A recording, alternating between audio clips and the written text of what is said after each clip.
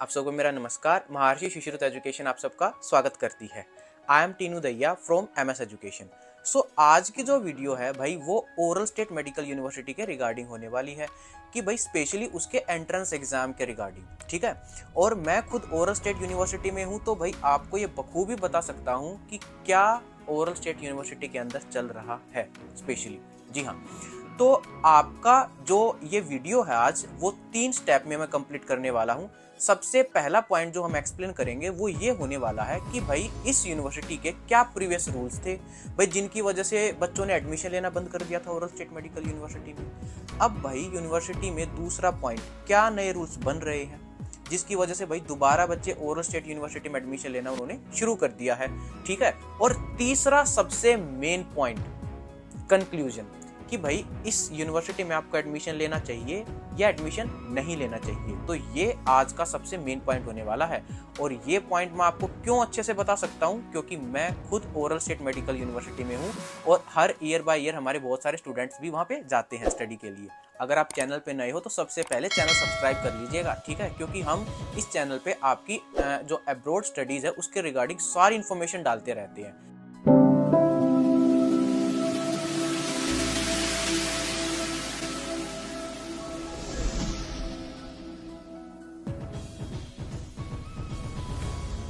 Education है तो मुमकिन है। एमएस एजुकेशन है तो मुमकिन है। सबसे पहला पॉइंट कि भाई क्या प्रीवियस रूल्स थे इस यूनिवर्सिटी के, भाई जिसकी वजह से जो बच्चों ने यहाँ पे एडमिशन लेना बंद कर दिया था। यूनिवर्सिटी ने क्या रूल बनाया कि हमें गोल्डन स्टूडेंट्स चाहिए, ठीक है, इसलिए हम जो है वो एंट्रेंस एग्जाम लेंगे और एंट्रेंस एग्जाम बहुत हार्ड लेंगे। और किस तरीके से लेंगे कि भाई सबसे पहले हम बच्चों को टूरिस्ट वीजा पे ओरल स्टेट बुलाएंगे।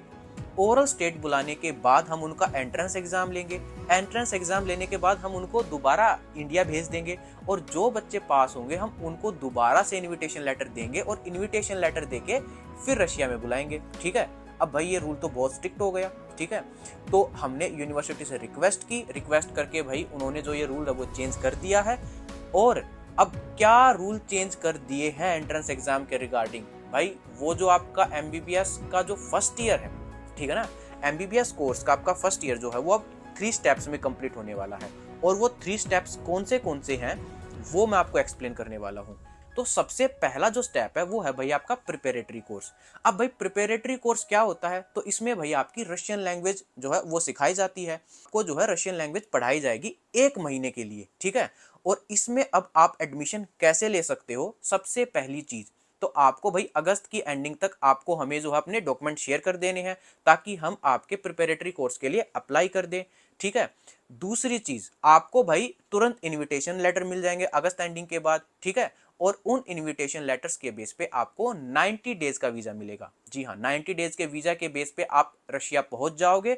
अब रशिया पहुंचने के बाद आपका प्रिपरेटरी कोर्स स्टार्ट हो जाएगा जिसमें आपको रशियन लैंग्वेज सिखाई जाएगी और आपके जो एंट्रेंस एग्जाम होना उसकी तैयारी की जाएगी।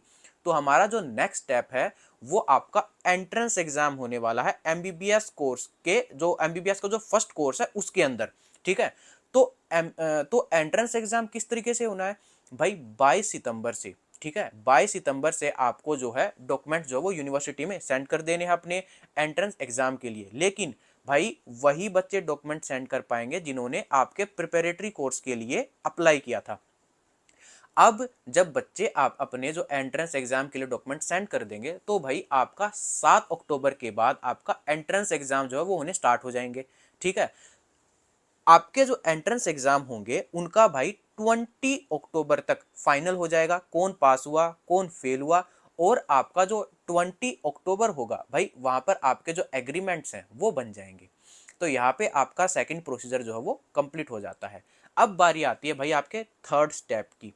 और थर्ड स्टेप क्या था, थर्ड स्टेप है हमारा कि भाई अब जो आपका एडमिशन होना है एमबीबीएस के लिए वो प्रोसीजर वो कैसे होगा।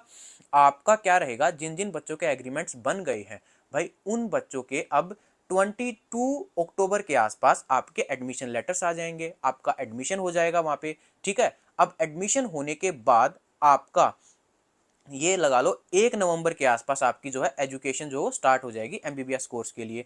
और इसके साथ साथ जो आपका पासपोर्ट पे 90 डेज का वीज़ा लगा था भाई उसकी भी एक्सपायरी डेट धीरे धीरे नज़दीक आ रही है, तो इस टाइम पे आपका जो वीज़ा होगा वो 10 to 12 मंथ्स का एक्सटेंड करा दिया जाएगा। आपको जो पासपोर्ट अपना है वो हमारे थ्रू या फिर आप खुद यूनिवर्सिटी में सबमिट कर सकते हो। भाई ओरल स्टेट यूनिवर्सिटी की सबसे बड़ी खासियत यही है कि वो डायरेक्ट स्टूडेंट्स के साथ इंटरेक्ट करती है। ये जो थे हमने ये आपके नए रूल्स जो आए हैं वो एक्सप्लेन कर दिए हैं। अब तीसरा सबसे मेन पॉइंट आ गया कंक्लूजन। पहले तो यूनिवर्सिटी ने कुछ और बता दिया, अब यूनिवर्सिटी कुछ और बता रही है। लास्ट में फाइनली क्या करना चाहिए भाई, एडमिशन ले या नहीं ले?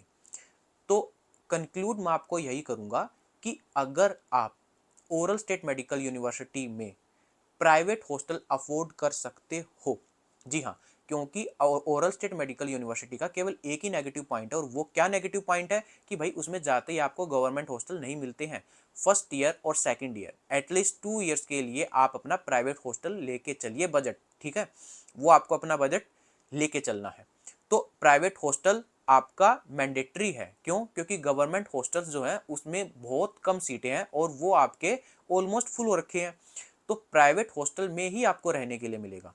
हाँ, लेकिन इसके साथ साथ ओरल स्टेट यूनिवर्सिटी की एक खासियत और ये भी है कि ये बहुत लिमिटेड बच्चे लेती है। इस साल भी ये बहुत ही लिमिटेड बच्चे लेंगे, तो कोई ज़्यादा स्टूडेंट्स लेने नहीं वाले हैं, बसकिर वाला हाल होने नहीं वाला है। तो यहाँ पे भी ओरल स्टेट मेडिकल यूनिवर्सिटी का ये एक पॉजिटिव पॉइंट आ जाता है कि जो काफ़ी सारी यूनिवर्सिटी जैसे तवेर हो गई, भाई पिछले साल 900 स्टूडेंट्स लिए गए थे। आपकी उलियानोस हो गई, उसमें भी भाई 2024 में काफ़ी स्टूडेंट्स लिए गए। और बसकिर का अगर मैं बताऊं तो उसने सबसे अलग खेल खेला भाई, इतने सारे बच्चे फेल कर दिए गए। दूसरी तरफ हम देखें क्रीमिया जैसी यूनिवर्सिटीज़, उसमें भी बहुत बच्चे डिपोर्ट किए जा रहे हैं। ओरल स्टेट की अगर मैं बात करूं तो फिर भी ये आपके बहुत लिमिटेड स्टूडेंट्स ले रहे हैं, तो ये इसका बहुत पॉजिटिव पॉइंट हो जाता है अगर मैं बाकी यूनिवर्सिटीज़ से कंपेयर करूँ तो अगर आपको इस यूनिवर्सिटी में एडमिशन लेना है और आपको कुछ समझ नहीं आ रहा है, तो भाई आप नीचे दिए गए नंबर पे आप पर्सनली हमें मैसेज कर सकते हो और आप जान सकते हो कि भाई ओरल स्टेट यूनिवर्सिटी में एडमिशन ले या नहीं ले, और अगर ले तो किस तरीके से लेना है, क्या स्टेप्स रहेंगे, क्या प्रोसीजर्स रहेंगे। तो जो स्टूडेंट्स इंटरेस्टेड हैं वो हमें मैसेज कर सकते हैं, या फिर अगर आपको किसी और यूनिवर्सिटी में एडमिशन लेना तो भी आप हमारे पास मैसेज कर सकते हो। तो आज की वीडियो में बस इतना ही, मिलते हैं एक और नई वीडियो के साथ।